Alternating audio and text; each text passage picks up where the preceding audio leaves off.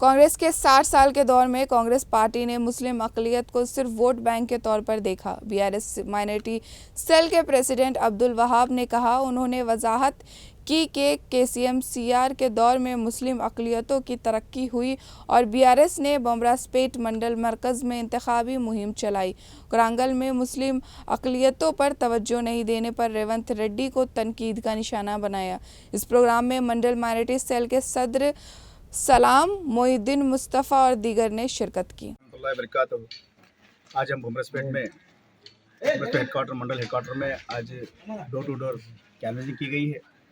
मैं सबको एक बात बताना चाहता हूँ, हमारे माइनॉरिटी भाइयों को खुसूसन, अब तक जो कांग्रेस हमें 60 साल हुकूमत की है, लेकिन हमारे लिए नज़रअंदाज की है, सिर्फ वोट बैंक के ऐसा इस्तेमाल करेंगे। आज हमारे केसीआर साहब आने के बाद माइनॉरिटी स्कूल्स हमारे लिए दी है, जो कंबाइंड स्टेट में सिर्फ 9 रेजिडेंशियल स्कूल थे, माइनॉरिटी स्कूल थे, लेकिन आज केसीआर साहब की हुकूमत में हमारे लिए 204 माइनॉरिटी स्कूल और जो अब हमारे केसीआर साहब अभी जो वादा कर चुके हैं, जो कॉलेज तक है, डिग्री तक इसको किया जाएगा और शादी मुख है और हमारे माइनॉरिटी बंधु है, जो हर चीज़ हमारे लिए दे रहे। हमारे लिए कांग्रेस अब तक वोट बैंक इस्तेमाल कर ली, हमें यही करना है।